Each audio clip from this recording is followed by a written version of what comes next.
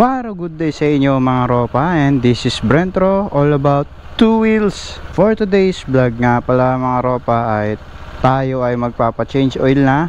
Bali ito ang first change oil ni ADB 160 natin, no? Si Baby Deborah. Bali mga ropa, sabihin ko na rin sa inyo na wala pa siyang 500 odo. Ayan, makikita nyo.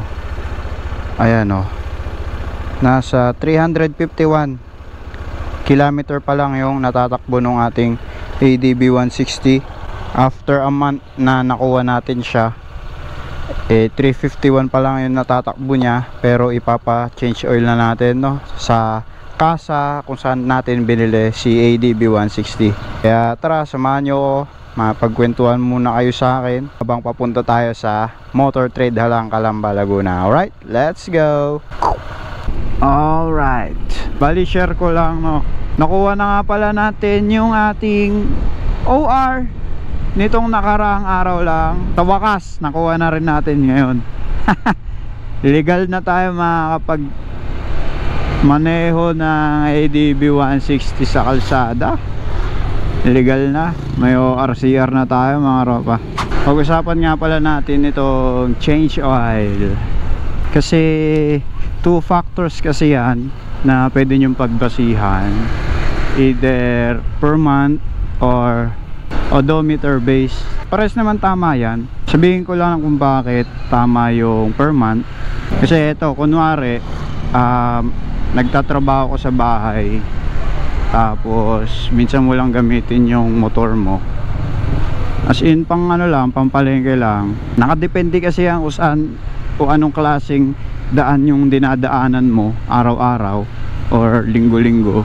Sa loob ng isang buwan, nakakailang beses ka lang gamit sa motor mo.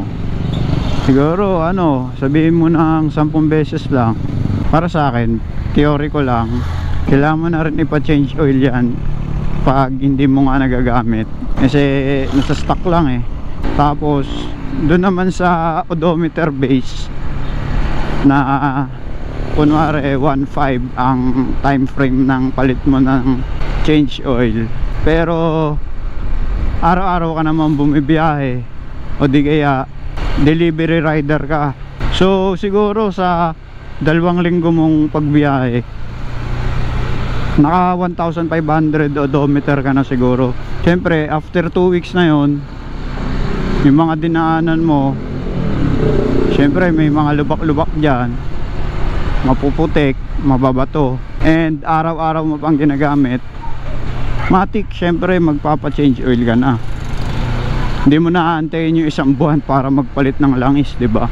Kasi pag pinabot mo pa ng 1 buwan yan, malamang sa malamang siguro hindi lang 1,500 odometer yung tinakbo mo. Dito. Ayun. Ayan, dito na tayo. Alright.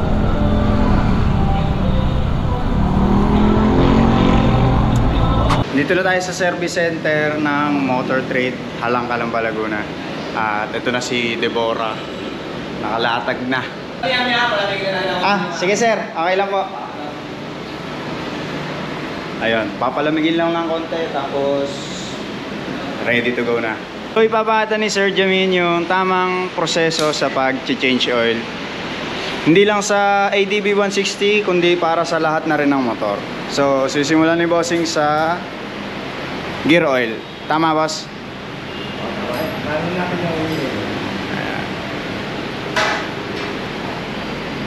Ayan, binabaklas na ni bossing. Ito yung sa engine oil.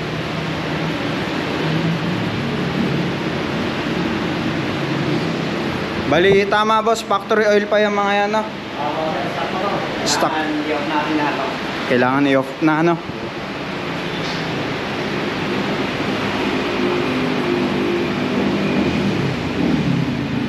Para sa inyo boss, anong magandang klase ng pagbabasihan, pagpapalit ng langis? Per month o yung per odo? Per odo ko na binabasihan, kasi depende rin sa sa rider, sa gumagamit ng motor. Bawal, especially yung mga tropa natin, mga front rider, alam naman natin sila na halos sa kalsada na nakatira. Oo. Kaya sinasabi ko sa kanila na per auto nila yung base. Pero auto Kasi talaga. may mga tropang front rider na minsan nakakalimot na mag-pension. Yun, natutuyo sila lang sa nakaka-problem yung mga nila. At lagi pa rin natin na ang buhay ng motor natin, nasa lang Tama. kung tayo kumakain, yung kabayo natin, pakakainin din natin. Oo, tama. Kasi ito yung kakakain natin sa araw. So, yun talaga ang kalagahan mga ropa. Matuyo na tayo ng gasolina, huwag na tayo matutulan ng tanis. Ayun, talaga. Lagi mag-iingat para lagi tayo po. Ayun, tama si Boss Jamin. O, ayun, tulad nga na sabi ni Sir Jamin, no, mas maganda nang magbase ka sa odometer kaysa sa per month. Kasi nga, baka nga naman umabot yung isang buwan, bigla mo nakalimutan, di ba?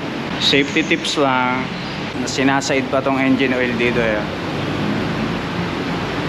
So, yan.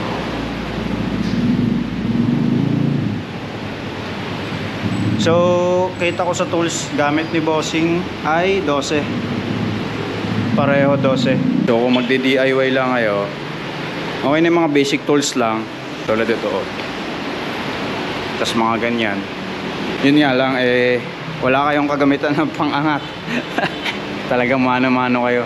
Bali mga ropa, ito nga pala yung service menu chart ng Motor Trade Honda dito. Pakita ko na lang.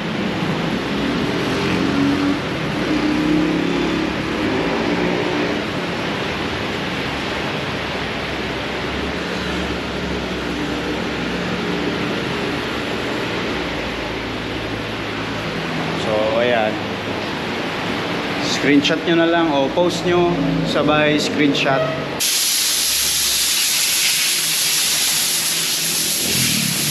Yun, bali nililinisan ni Bossing yung mga bolts na inalis niya.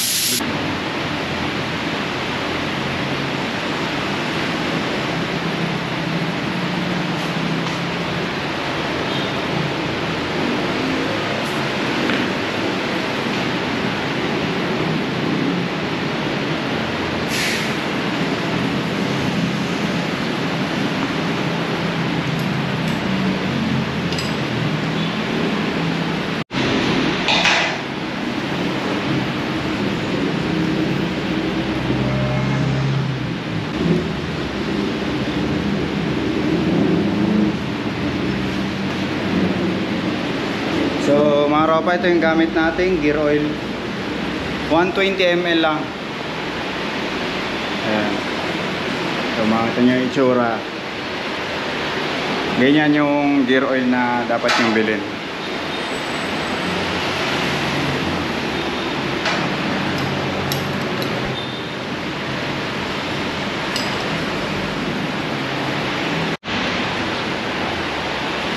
Make sure na mahigpit lahat ng tornilyo ikakabit natin para iwas tagas.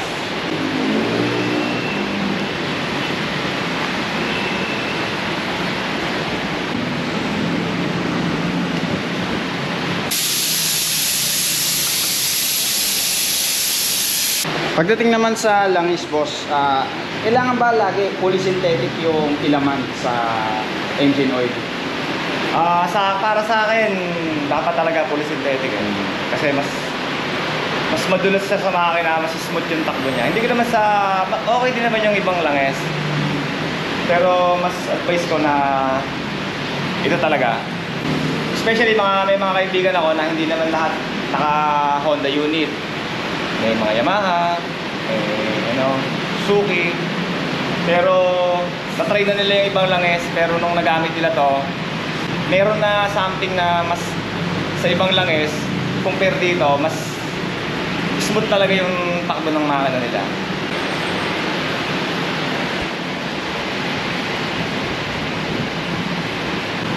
Bali 800 ml lang yung natin dito, langis natin.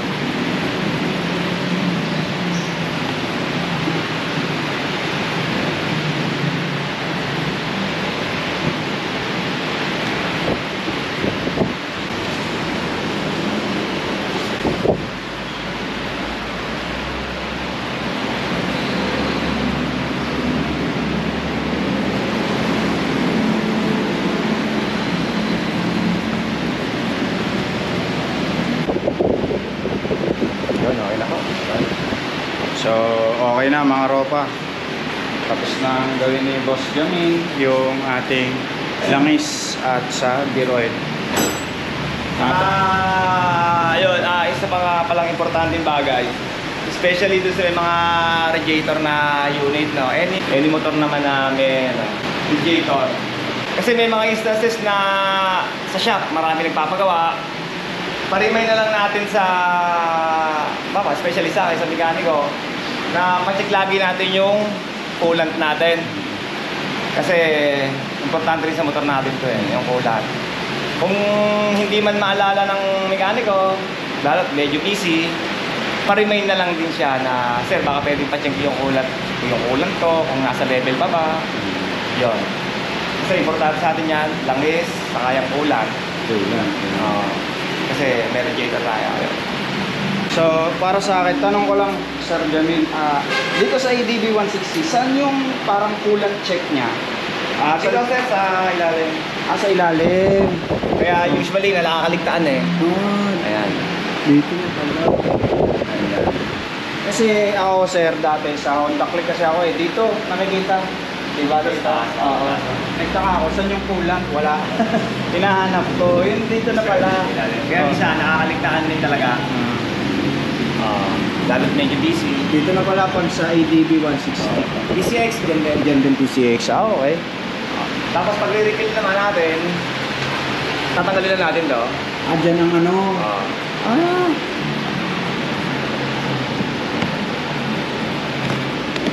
Naangat natin to. Make sure na mapapacheck natin to every potential natin. Service natin sa ating mga tropang mekaniko.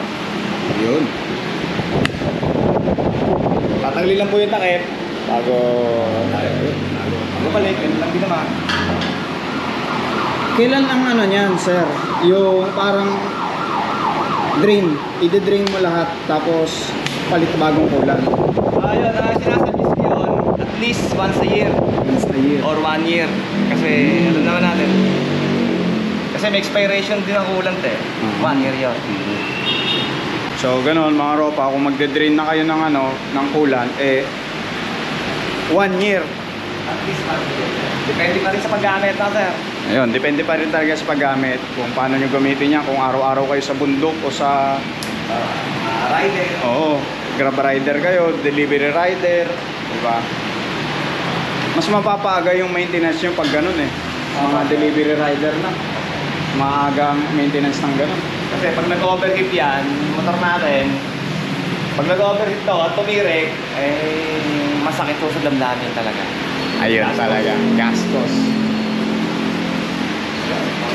Kaya mas maganda ma-maintain nyo ng tama ang inyong mga motor. Kahit parang binabaliwala nyo lang yan. Kahit pamalingke o pang bilhin nyo lang ng Toyo Suka, dapat mini-maintenance nyo pa rin yan.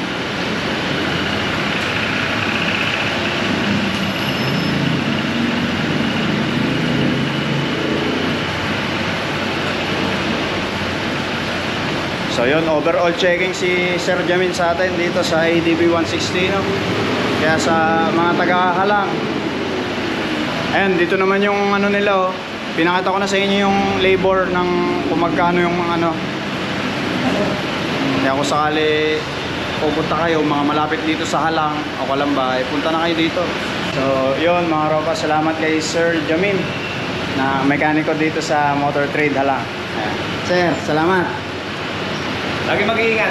Lagi mag-iingat pagka-drive. Okay, sir. Salamat din sa nag-assist sa atin. Okay na tayo. All goods. Alright. So, okay na tayo mga ropa. Good to go. Sobrang bagong-bago na ulit ang kanyang langis. Alright. So yun mga ropa, makakita nyo ito, service center. Bali yung landmark nya is ito, makakita nyo naman to, yung parang green na ayan, na may tangke. Ayan o, yan yung harap ng Motor Trade. Sakaling gusto nyo dito kumuha ng motor o magpa-change oil o magpa-diagnose ng mga sira ng motor nyo, okay, maganda yung kanilang service center. And kita base sa mga nakita ko dito sa chart nila sa labor service menu chart, murang mura compare sa mga nakikita ko sa groups. So ayan, sakto 358 km odo si ADB 160 natin. So batang bata pa talaga, napalitan na ng langis. Mas maganda ng advance kesa madelay. And let's go na. Saan ba tayo pwede dumaan? Alright, smooth, sobrang smooth na ng ano natin, andar. Tulad nga ni sabi ni Sir Jamin na dapat alagaan natin yung ating mga motor. Hindi lang tayo basta drive ng drive. Mas okay nang gumastos ng maintenance kaysa gumastos ng mas malaki. Doble, tripleng abalang mangyayari kapag ganun. Siyempre yung ibang maintenance din ng motorsiklo nyo kailangan din, tulad ng mga spark plug, air filter, fuel filter, yan, kailangan nyo din i-maintenance yan. So yun lang mga ropa, sana nag-enjoy kayo sa video na to at marami sana kayo natutunan sa ating video ngayon, lalo na sa pagpapalit ng langis. Sana may konti kayong kaalaman pagdating sa mga gantong langis. Isa sa mga mahalagang kwentuhan tong ganto. Salamat at sumama kayo sa kwentuhan ko ngayon. Sumama kayo sa akin, makipagkwentuhan at makipagkwentuhan kay Sir Jamin. So salamat sa inyo mga viewers, mga subscribers natin dyan. Salamat sa suporta. At hanggang dito na lang tayo. Kita-kits ulit tayo sa ating next vlog. This is Brentro, all about two wheels. Let's go!